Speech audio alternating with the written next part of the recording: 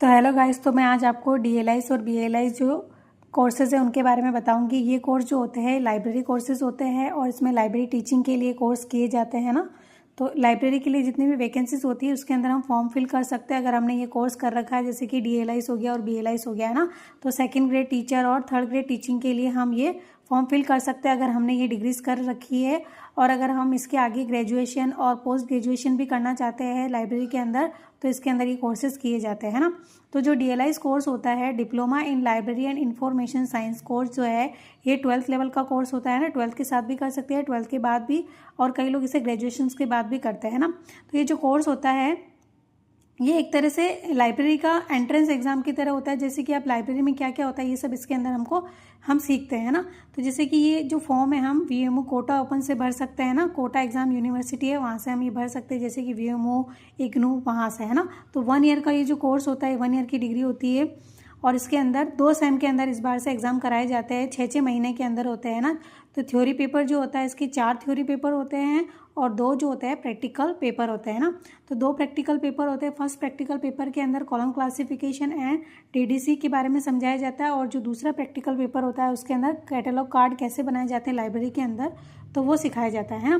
तो जब आप डीएलआईस का फॉर्म फिल करवाते हो तो उसके अंदर ऑप्शन होता है, अगर आपको बुक चाहिए होती है तो वो फीस, जो फॉर्म जब आप भराते हो तो फीस उसकी काटता है बुक के लिए, है ना। तो आप ऑप्शन देखें, अगर आपको बुक चाहिए तो आप उसमें एक्स्ट्रा फीस देनी पड़ती है और नहीं देते हो तो फिर वो पैसे नहीं काटते हैं ना। तो ये ध्यान रखिए। तो डीएलआई से बुक मिल जाती है आपको, प्रैक्टिकल और थ्योरी पेपर की बुक्स मिलती है अगर आप वो ऑप्शन जो है टिक करते हो तो, है ना। तो इसीलिए तो हमको डीएलआई से जो यूनिवर्सिटी है वो बुक भी देती है। उसके बाद जो डीएलआईस जो हम फॉर्म भर देते हैं उसके बाद हमारे कैंप भी लगते हैं ना। कैंप लगते हैं, उसके अंदर हमको प्रैक्टिकल जो 2 पेपर होते हैं प्रैक्टिकल के, उनकी जानकारी दी जाती है। और जब भी कैंप लगता है तो आपको व्हाट्सएप पर मैसेज आ जाता है, तो उसके अनुसार आपको तैयारी कराई जाती है और यूनिवर्सिटी में वहाँ बुलाया जाता है और आपको जो प्रैक्टिकल्स पेपर है उनकी वहाँ पे इंफॉर्मेशन, जानकारी, जो सब कुछ आपको दिया जाता है, ठीक है। जो भी कोटा ओपन यूनिवर्सिटी से करता है उनके बारे में बात कर रही हूँ मैं, है ना। और उसके बाद बीएलआईस कोर्स भी कुछ इसी तरह होता है। ये भी 1 ईयर की डिग्री होती है, लेकिन ये कॉलेज लेवल की पूरी आपको डिग्री मिल जाती है, जैसे कि आपने इसके अंदर पूरी कॉलेज कर लिया है ना। तो बीएलआईस जो कोर्स होता है bachelor in library and information science होती है, ठीक है। तो इसे आप 12th के बाद भी कर सकते हैं, ये ग्रेजुएशन डिग्री एक तरह से। और इसके बाद बीएलआईस के बाद अगर आपको पोस्ट ग्रेजुएशन करनी है तो आप एमएलआईस का फॉर्म भी भर सकते हैं ना। तो इसके अंदर भी थ्योरी पेपर और प्रैक्टिकल पेपर होते हैं और इसमें भी कैंप लगता है। और इसके अंदर सिर्फ आपको क्या करना पड़ता है, असाइनमेंट बनाने पड़ते हैं। इसके अंदर आपको डीएलआईस के अंदर असाइनमेंट नहीं बनाने पड़ते, इसके अंदर आपको असाइनमेंट बनाने पड़ते हैं। और इसके अंदर भी column classification, DDC, catalogue card कैसे बनाए जाते हैं। इसमें कैटलॉग कार्ड सिंपल तरह से बनाया जाता है और इसमें AACR2 की जो एंट्रीज है वो बताई जाती है ना। तो इसमें एक लेवल थोड़ा हाई होता है इसके मुकाबले बीएलआईस के अंदर।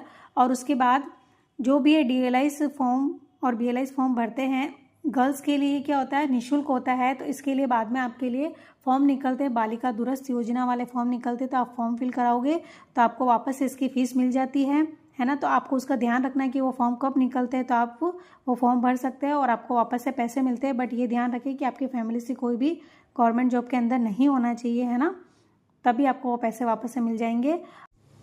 और डीएलआईस और बीएलआईस जो डिप्लोमा कोर्स है उनकी फीसेस के बारे में बता देती हूँ आपको।